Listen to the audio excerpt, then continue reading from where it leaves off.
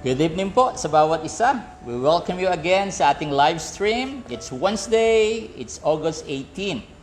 Kaya po tayo muli ay mag-aaral ng salita po ng Panginoon. Ang kalakasan po natin, ang ating pundasyon ay salita po ng Panginoon. Kaya nandito po tayo para magpalakasan, para manalangin, para mag-encourage sa bawat isa dahil alam po natin na meron pong magagawa ang ating buhay na Panginoon. Amen. Sige po. Kung meron po tayong Biblia, ay makibukas po kayo sa akin sa libro po ng Mateo. Mateo, talatang 6, kabadata 19 hanggang 21. Matthew chapter 6, verse 19 after verse 21. Do not store up for yourself treasure on earth, where moths and vermin destroy, and where thieves break in and steal. But store up for yourself treasure in heaven, where moths and vermin do not destroy, and where thieves do not break in and steal. For where your treasure is, there your heart will also be. May God bless the reading of His Word. Saglit po tayong manalangin sa Diyos. Sige po, itaas po natin ang ating kamay at tayo po'y manalangin sa Panginoon. Amang Banal, salamat sa oras ng pag-aaral ng iyong salita. Salamat sa aming prayer meeting. Salamat, ikaw ang nagpapalakas, ikaw ang nagbibigay lakas sa aming buhay, sa spiritual, sa pinansyal, sa aming katawan na ito. Alam po namin na maraming may sakit, marami ang nasa banig ng karamdaman, pero ang pinakamaganda, ikaw pa rin ang dakilang manggagamot. Basbasan mo ang iyong salita sa aming pagbubulay, sa aming pag-aaral ngayong gabi. Hawiin mo kung ano man ang mga gumugulo sa aming mga isipan ngayong gabi. At ang iyong banal na spirito ang patuloy na magsalita sa amin. Sa pangalan ni Jesus, lahat po tayo magsabing Amen and Amen. Amen. Again, thank you for being with us ngayong gabi. Alam po natin na sa aming pong lugar dito sa Antipolo maulan. Ewan ko po sa inyong lugar.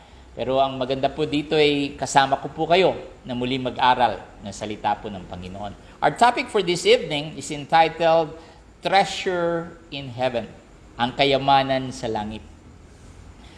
Ang tao po talaga ay hindi naman natin sasabihin na pag nangarap ka maging mayaman ay masama ka na. Hindi po yun. Kundi ang kayamanan po ay dapat ay hindi maging number one rule ng ating buhay. Dapat ang tingnan natin, ano nga ba ang sinasabi ng Bible? Saan nga dapat po tayong maging mayaman? The treasure in heaven. Sabi po sa verse 19, do not store up for yourself. Huwag mong hayaan na ikaw'y mag-ipon ng kayamanan mo sa lupa. Now, again, hindi po masama na mangarap ka, magsipag ka, tumaas ang posisyon mo, gumanda ang kita mo, ma-promote ka, hindi po yung masama. Pero hindi po dapat puro yun. Puro yun ang ating iniisip kung paano magsarado ng kontrata, kung paano makakita sa ating mga transaksyon, kung paano lalo tayong kumita sa pera. Okay po yun. Pero ang sabi po ng Biblia, huwag puro doon. Huwag mong hayaan na ang hanapin ang kayamanan dito sa lupa. Bakit? Because there are moths and vermin destroyed. Ano yun? Yung mga tangan at mga kalawang nandito. At sabi pa niya, where thieves break in and steal. Andito rin ang magnanakaw na gustong pumasok at magnakaw sa atin. At sabi niya sa verse 20, but store for yourself treasure in heaven. Ang hanapin mo ay nung yaman mo sa langit. Wala doong tangan at kalawang. Wala rin doong magnanakaw na pwedeng pumasok at magnakaw. At sinabi niya, verse 21, pinakamahalaga, for where your treasure is, there your heart will also be. Kung nasan ang iyong treasure, nandoon ang iyong puso. Kung saan ang madalas mong isipin, kung ano prioridad mo, yun yung kayamanan mo sa puso. So, ang dapat number one, sino po? Ang Diyos. Siguro kung bibigyan po kita ng papel at isulat po nyo from number 1, the most priority mo sa buhay mo, hanggang number 10. From 1 to 10, sulat mo yan. Sino ang prioridad mo? Siguro ang isusulat mo, siyempre, Diyos, God. tapos pamilya, tapos trabaho, tapos pag-aaral, tapos nung posisyon, tapos ng mga pangarap, isusulat mo from 1 to 10.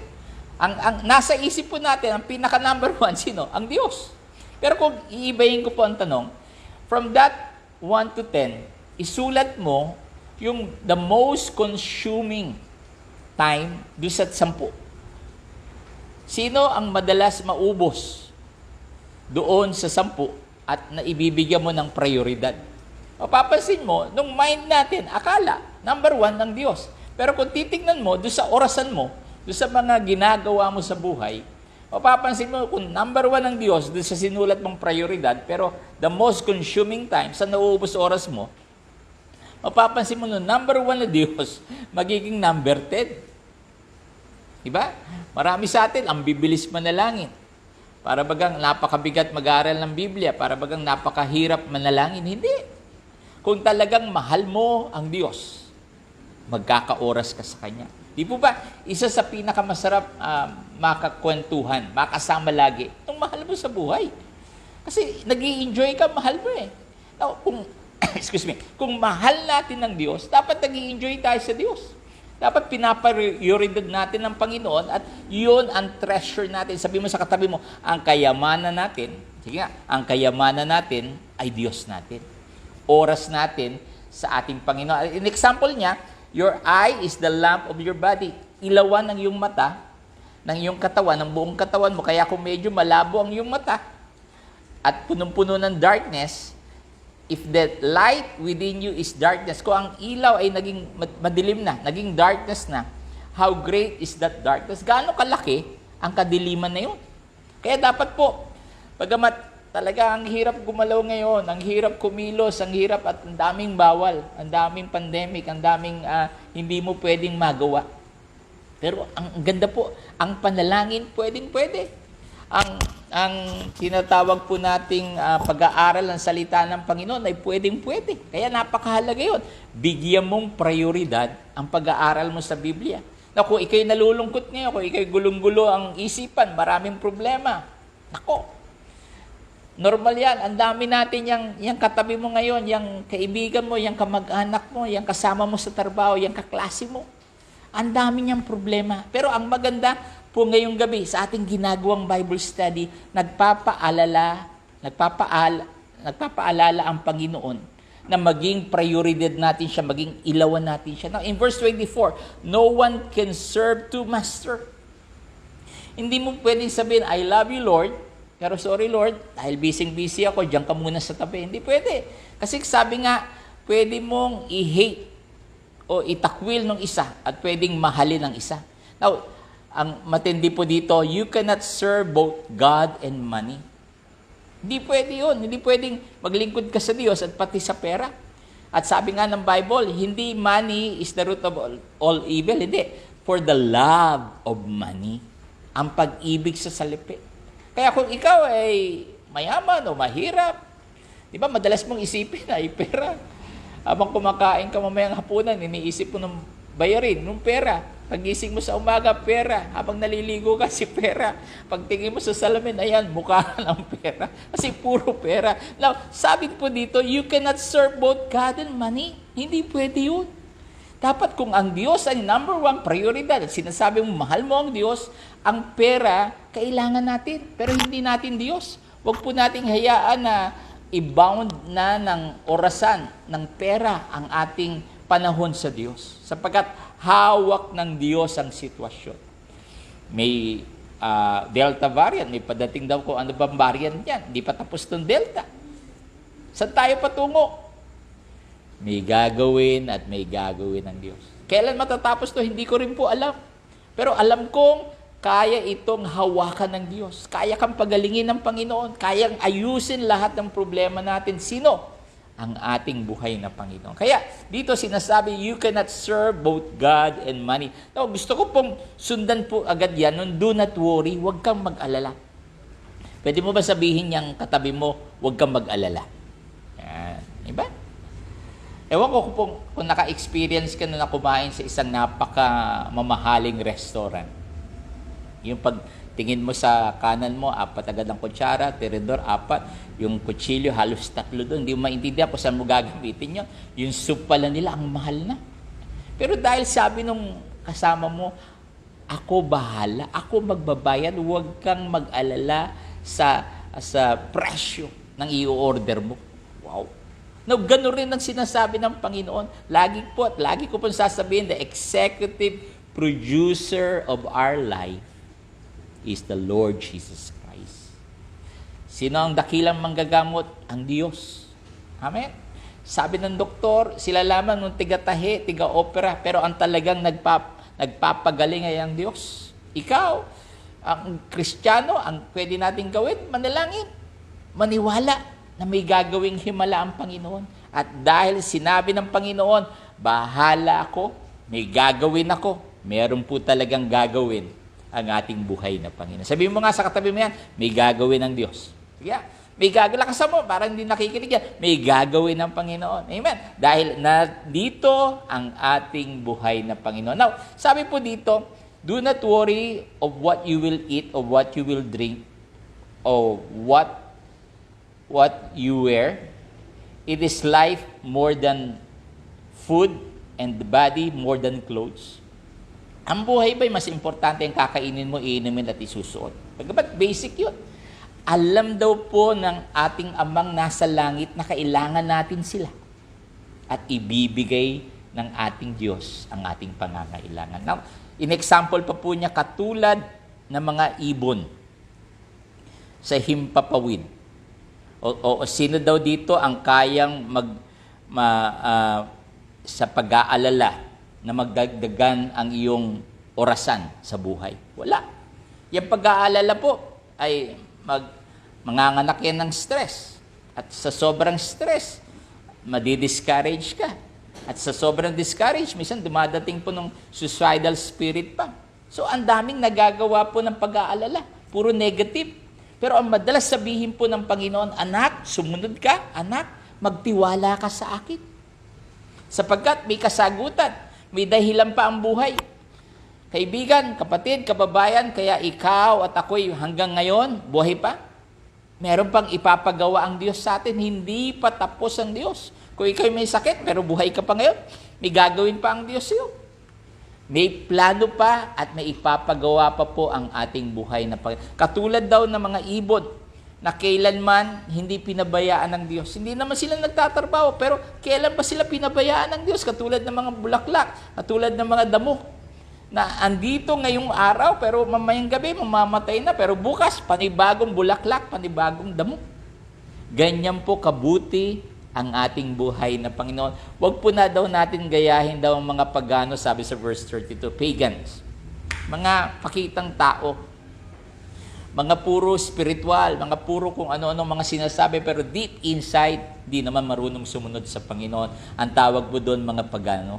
Kaya sinabi niya, yung sa iba sa inyo, memorize ito, Matthew 6:33, but seek ye first His kingdom and His righteousness, and all these things will be added unto you. Huwag po tayo pumunta agad doon, will be added unto you. Gusto natin agad blessing eh. Pero bago dumating ang blessing, ano dapat daw? Seek ye first. Unahin mo siya. Sino? Ang Diyos. Unahin mo ang kanyang kaharian, ang kanyang katwiran. Hindi nung gusto mo, hindi nung katwiran mo. Ang Pilipino, ang daming katwiran, ang daming masasabi, ang daming sa pandemic, sa boxing, sa problema, ang daming masasabi. No, hindi po nung katwiran natin. Siguro magaling ka, marami kang alam, marami kang suggestion, marami kang pwedeng sabihin, pero hindi nung katwiran natin, yung katwiran ng Diyos, yung kanyang kaharian. Kaibigan, kapatid, kababayan, kung gagawin natin at uhin natin yan, sabi nung huling sentence din, and all these things will be given unto you. Bakit ka wala? Kasi baka hindi ka naghanap ng katwiran ng Diyos. Baka hindi mo inuna nung kaharian ng Diyos. Para puro ikaw, Lord, please help me, please heal me. Lord, Lord, Lord, Lord, puro hingi. Now, it's high time hanapin mo ang gusto ng Diyos. Siguro may sakit ka ngayon. Di mo alam ang gagawin mo. Now, go back to the basic, pray. Go back kung ano sinasabi ng Biblia. Huwag mong pakiramdaman yang nararamdaman mo. Ang pakiramdam mo, ang sasabihin ngayon sa iyo ng Panginoon. Buhay ka pa, may gagawin pa ang Diyos. Ano man yan, simple o malubhang sakit, Diyos ang ating dakilang manggagamot. Now, sabi po dito, therefore, do not worry about tomorrow. If we hear nowadays nung sa Afghanistan, especially sa Christian doon na inaapi ngayon, na thank God na nasa Pilipinas tayo, wala tayo doon sa lugar na yon na inaapi ang mga Kristiyano. Pero panghawakan po na, let's pray for them, na ang Panginoon ang patuloy na mag-ingat sa kanila at mag-comfort sa kanila at magligtas sa kanila. Kaya po, huwag mong sabihin na talagang mahirap ang buhay. Sabihin mong kahit mahirap, nandiyan ang Diyos. At pag nandiyan ang Diyos, gagaang at gagaang ang buhay. What's this? It's Wednesday or last Monday ay yung aking kaibigan na si Pastor Lito Cuyacot passed away. At siya po'y pastor.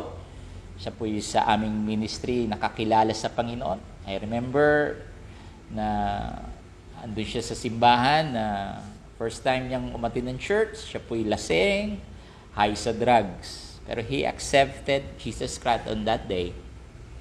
At tuloy-tuloy po, parang si Apostol Pablo. At he passed away at the age of 42. Maraming nagko-condolence, maraming nagsasabing rest in peace, RIP. Now, again and again, yung rest in peace, gusto ko pong i-explain kahit maikli. Pwede natin sabihin yung rest in peace. Pero kung ang mahal natin sa buhay o kaibigan, ang kanyang ginaway para sa kanyang sarili at hindi para sa Diyos, yung eternity niya will not be rest in peace. Ang pwede lamang magkaroon ng rest in peace na tinatawag, ng buhay na walang hanggang tinatawag, ay yung naka-accept sa ating Panginoong Jesucristo. Hindi lang huminto doon, kundi hinanap ang katwiran, hinanap ang kaharian ng Diyos. Hindi nag-aalala. Kaya bilang Kristiyano, huwag dapat po tayong mag-alala. Nakakagulo ang balita. Nakakagulo ang pwedeng mangyari sa ating finances, pwedeng mangyari sa ating katawan, sa ating mahal sa buhay. Pero ang sabi ng Biblia, anak, huwag kang mag-alala. Habang kasama mo ko, meron akong gagawing maganda at mas maganda sa buhay mo at sa pamilya mo. Kaya kaibigan, ang maganda po sa pag-aaral po sa salita po ng Panginoon ay nagpapalakas. Hindi po ito salita ni Pastor James. Salita po ito ng ating Panginoon na nagsasabing bahala siya sa atin. Hallelujah. Ngayong gabi po ay talagang halos everyday ay andyan ng prayer. Andyan ng mga prayer requests. Andyan ng may nagkasakit. Andyan ng may namatay. Andyan ng mayroon na wala ng trabaho. Andyan ng nagsara ang negosyo. Ang dami pong parang, Lord, ang titindi. Grabe. Sunod-sunod. Pero kung hihinto ka at babalikan ng salita ng Diyos, sabi niya, anak, huwag kang mataranta. Huwag kang mag-alala. Hawak ko, hindi lang ng Pilipinas, hindi ang buong mundo. Kaya, sa buhay na ito, isa lang po yan. Isa lang yung pamilya mo. Isa lang yung Pilipinas. Ang sabi ng Diyos, anak, maganda pa't mas malaki ang makikita mong mangyayari kung hahanapin mo ko. Yung treasure mo. Yun po ang pinakakayamanan po pala, ang pinakamayamang tao po pala, ay yung taong hinahanap ang Diyos. Yung katwiran niya yung kaharian niya. Ikaw na, kung ikaw yun, abay, ikaw na ang pinakamayaman. Hanapin mo ng maraming pera, wala namang kapayapaan, may sakit pa. Doon ka na sa Diyos na nagsabing, hindi kita iiwanan, hindi kita pababayaan.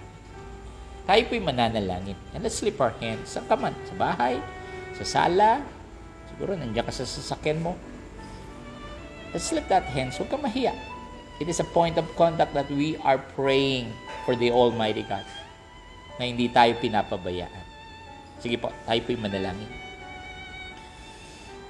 Amang banal, kung hindi mo kami tutulungan, ay walang mangyayari sa amin. Kung hindi ka mahahabag sa amin, walang mangyayari sa amin, Panginoon. Kailangan ka namin sa aming buhay, sa aming pamilya, sa aming spiritual, emosyonal, sa aming mga transaksyon, pag-aaral, mga bayarin. Lord, I come against the spirit of this virus in the name of Jesus.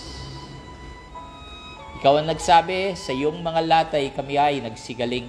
Kaya Panginoon, ikaw ang aming dakilang manggagamot. Hawakan mo kami. Sa mga taong may sakit, huwag silang mag-alala. Kahit positive, huwag silang mag-alala. Dahil ikaw ang Diyos na nagsabing sa iyong mga latay, gagaling at gagaling kami. Panginoon, ang aming bansa, patuloy mong hawakan at ingatan. Patuloy mong bigyan ng talino, ng kalakasan ng aming mga government officials. Alisin mo ang mga kahirapan sa aming bansa. Alisin mo ang sumpa. Hayaan mo sa bawat Pilipino ay lalo kanilang makilala at sumunod kami sa iyo, Panginoon. Ngayong gabi ay nagpapasalamat kami, especially Lord. I thank you for the life of Pastor Lito Cuyacot. Salamat sa kanyang buhay. Patuloy mong hawakan ng kanyang pamilya, kay Pastora Nora at sa kanyang 4 na anak. Alam po namin, nakapiling mo na siya. Kumbaga sa mission accomplished na po siya.